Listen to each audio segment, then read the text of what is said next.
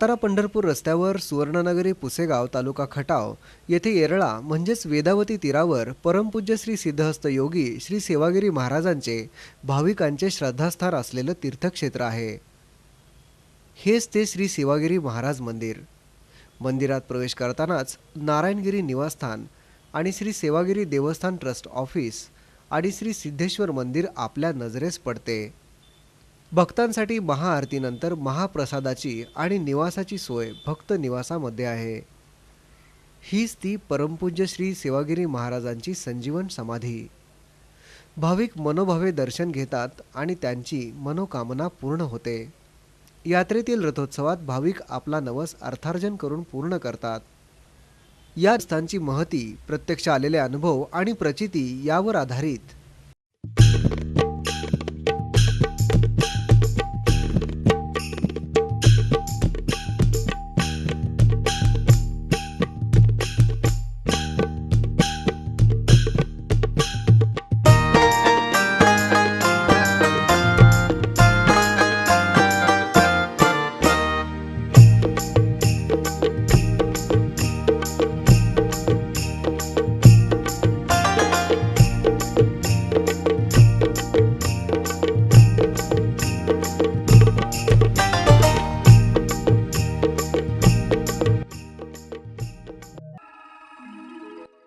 हो सकीना, देख तो बाहर कौन आया है।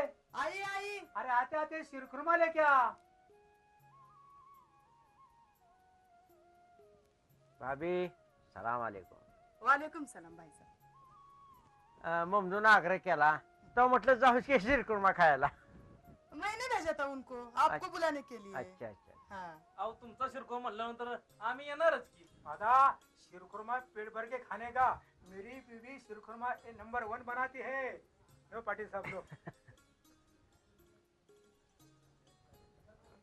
वा, अगदी मामल्या बोलल्याप्रमाणे केलाय। मग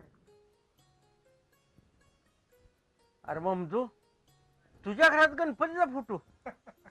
पाटिल साहब, हाँ। गणपति तो मैं हर साल बैठाता हूँ, हाँ। उसकी पूजा भी करता हूँ अरे वाह। और डेकोरेशन भी क्या अच्छा करता हूँ। पाटिल, आप जैसे हमारे ईद में शामिल होते हैं, ऐसा हम आपका सब त्योहार मनाते हैं। पाटिल, ईश्वर और अल्लाह एक है, सब मिलके रहेंगे तो खुशी से रहेंगे। अरे वाह वाह वाह। पाटिल, अब्बा जाने के बाद हमने ये नियम रखा है, हर साल बाबा के जत्रे को जाने का। अरे वाह, अच्छा है की। और इतना नहीं, हम गुरुवार को मांस नहीं खाते। अरे वाह वाह, चांगलं आहे। भाभी, ममदूला घेऊन जातोय रानात, तुम्ही बी या की। अच्छा, आती हूँ।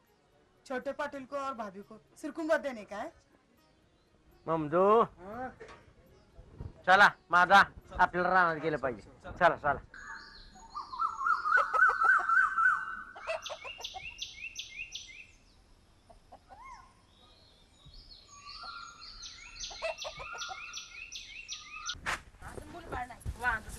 आत्याबाई, हे काय माझ्यात आहे का? आणि मी डॉक्टर उपचार करतेच ना। ते पण समजत कराय मला, एवढा देवधर्म केलं आणि त्याचा काय बी उपयोग नाही। कवा एकदा नातवाचं तोंड बघते असं झालं। अगं आय, असं का सारखं तिला बोलतेस? होईल तेव्हा होईलच की। बोललास का मधी? आला तुला बायकोचा फुलका? काय बोलायची सोयच नाही। बायको म्हणजे राजा राणी आणि आई दिनवाणी। आत्या, आम्ही म्हणते सेवागिरीला जाऊन नवस करावा। असल्या कामाला नाही म्हणते मी। जा बाई, शेवटचा उपाय। आणि महाराजाला सांग की आमच्या घरात पण पाळणा हलू दे। कशाला नवस? अव काकू, हिला मुलबाळ नाही आणि आईला दम नाही, म्हणून मुलबाळ व्हावं तोच नवस सेवागिरी महाराजांना करायचं म्हणून। खरंच बोलून या सेवागिरी महाराजांना नवस, पण फेडा मात्र नक्की। वरुड माझं गाव। लहान असताना शेजारच्या आजीनं माझ्याकडे पैसे दिले रथावर बांधायला आणि मी विसरूनच गेले। आम्ही माघारी परतलो आणि पुढं काय झालं? मला अचानकच दिसून असं झालं, आंधळ्यासारखंच झालं। आणि ते कशाने झालं? काहीच समजना। मग माझ्या मैत्रिणीने विचारलं, रथाला दिलेले पैसे तू बांधलंस का? तेव्हा त्यांनीच मला रथाकडे नेलं. मग मी तिथं रथाला पैसे बांधले आणि मग काय मला अचानकच दिसायला लागलं. म्हणून म्हणते नवस करा पण तो नियमानं फेडा. चला तर मग जाऊया सेवागिरी महाराजांच्या दर्शनाला. अरे मला बी न्या की तुमच्या बरोबर दर्शनाला. अहो चला की, माझी पण इच्छा पुरं होईल. सेवागिरी महाराज पावरे माझ्या नवसाला आणि नातू होते मला.